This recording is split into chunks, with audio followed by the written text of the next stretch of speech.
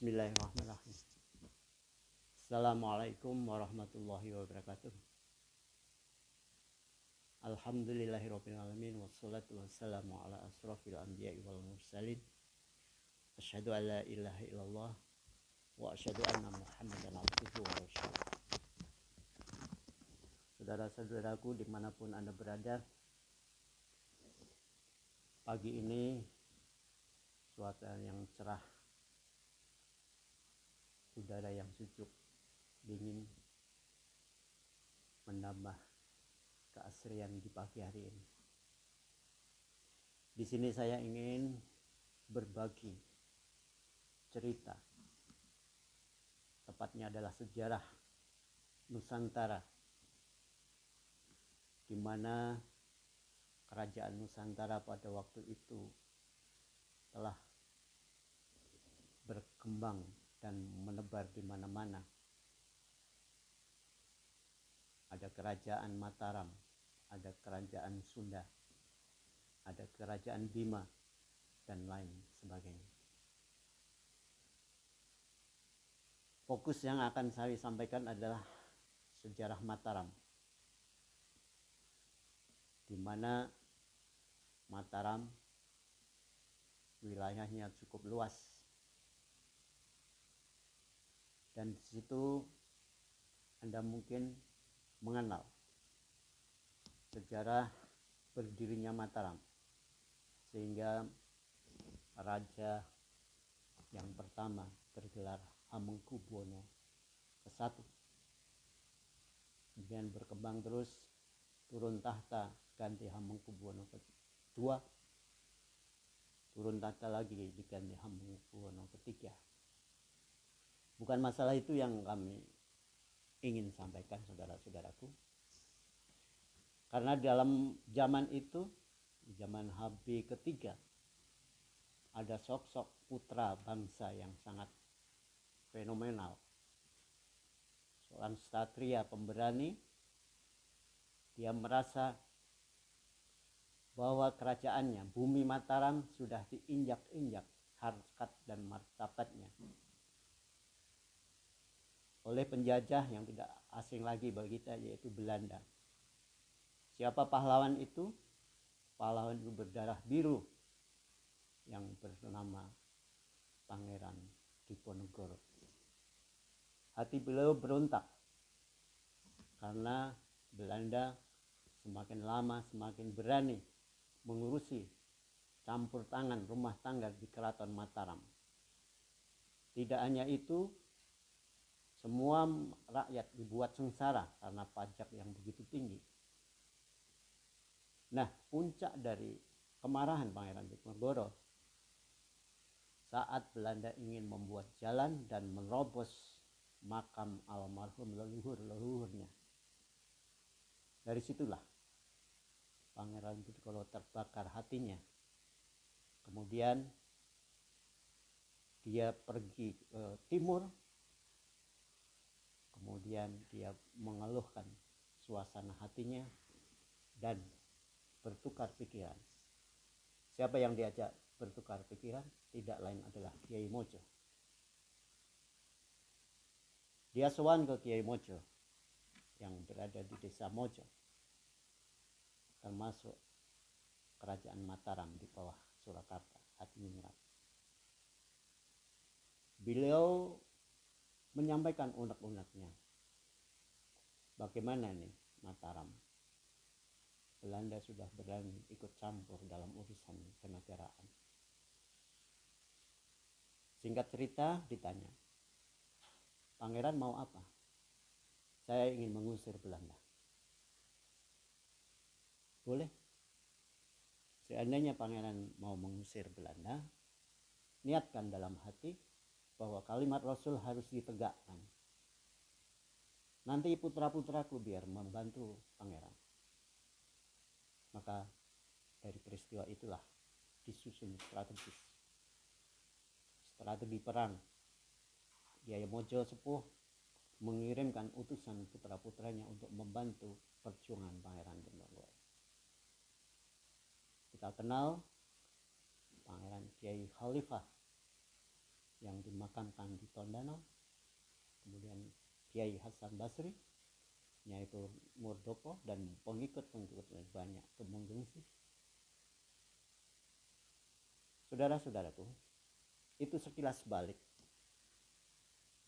perjuangan anak bangsa yang telah mencatatkan tinta emasnya. Yang ingin kami sampaikan adalah dari cerita saya ini kalian bisa menarik benang merahnya. Kira-kira aktor Belanda itu sekarang siapa? Kemudian aktor raja itu siapa? Kemudian Diponegoro sendiri itu siapa? Kiai Mojo sendiri itu siapa? Dan pengikut-pengikut ulama itu siapa? Baiklah. Dimanapun perjuangan pasti ada seorang yang pengkhianat. Anda sendiri tahu bahwa Diponegoro, Pangeran Diponegoro termasuk terah biru, berdarah biru. Tapi tidak semua darah biru mendukung Pangeran Diponegoro. Baik itu Mataram Jogja atau Mataram Solo. Dari dalam sendiri timbul pertentangan. Kemudian raja. Raja kita tahu Jogja dipecah jadi dua, Kasultanan dan Pakualam. Surakarta pun juga dipecah dua, Kasunanan dan Mangkunegaran. Keempat penguasa ini tidak semuanya mendukung Pangeran Diponegoro. Anda tahu, tugasnya adalah menarik benang merah dari perjuangan Pangeran Diponegoro 1825 sampai 1830 ke 2024 saat ini. Kemudian ulama. Apakah ulama juga di belakang Pangeran Diponegoro? Tidak. Tidak semua ulama berada di bawah atau di belakang Pangeran Diponegoro. Tetapi dengan bersatunya Pangeran Diponegoro dan ulama mengakibatkan Belanda kalang kabut, dan itu adalah persatuan yang luar biasa. Kemudian pengikut perang, apakah semua mendukung? Oh tidak, ada yang mendukung, ada yang apatis, bahkan ada yang pengkhianat.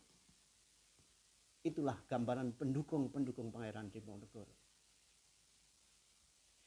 Banyak pendukung Pangeran Diponegoro yang tidak istiqomah. Di sini kami sampaikan. Karena kelelahan menghadapi perang Diponegoro, akhirnya Belanda membujuk untuk mengajak berunding utusan Kiai Mojo agar mereka mendatangi perundingan itu. Etika perundingan harus dijunjung tinggi, tapi nyatanya Kiai Mojo ditangkap. Dalam perundingan Kiai Mojo ditangkap, dibawa ke Semarang, lanjut ke Batavia, kemudian dibuang ke Tondano, dan saya sendiri sudah menyaksikan makam Kiai Mojo di sana. Tidak hanya Kiai Mojo, tapi pengikutnya juga dibuang ke sana. Maka di sana timbul komunitas yang namanya Jaton, Jawa Tondano. Dan itu beranak pinak sampai sekarang.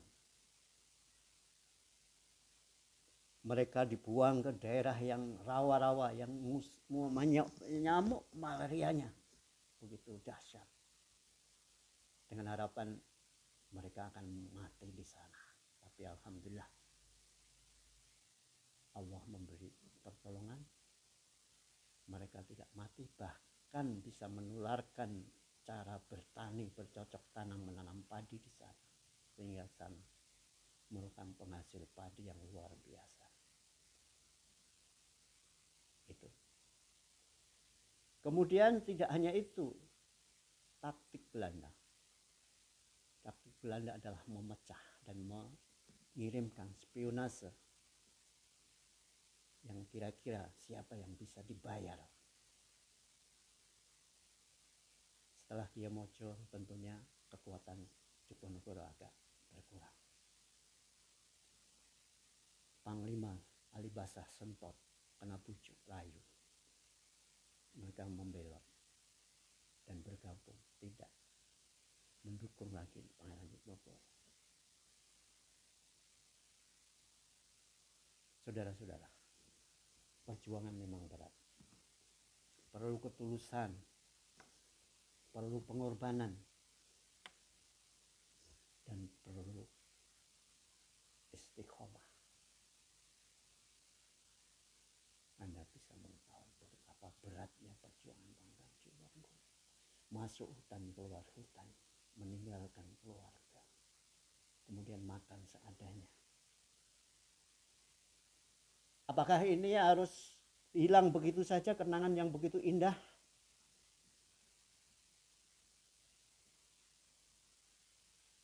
Saudaraku, negaraku memerlukan sosok penerus perjuangan beliau. Kita tahu hutang kita sudah begitu banyak. Apa yang bisa diharapkan negara yang hutangnya begitu besar? Jelas dia tidak mampu berdiri di kaki sendiri. Kemudian dia tidak berwibawa di mata dunia. Dan tidak bisa mandiri karena didikte dengan yang memberi hutang. Satu. Kedua, kemerdekaan yang susah payah kita rebut dan kita tinggal mengisi kemerdekaannya saja, kita tidak bisa mengisinya. Bahkan memilih akan menjadikan seorang pemimpin untuk negeri ini aja kita terpecah belah. Bukan hanya umum, para kiai, kiai Habib, banyak yang tidak. Nuraninya tumpul. Saya tidak akan menunjuk siapa, tapi lihatlah kenyataan saat ini. Saya kira itu pesan saya. Gunakan hati nuranimu, dan dengan semangat yang tinggi Anda hanya bermodalkan untuk nyoblos. Anda sudah berjuang menyelamatkan negara. Hidup Indonesia. Wassalamualaikum warahmatullahi wabarakatuh.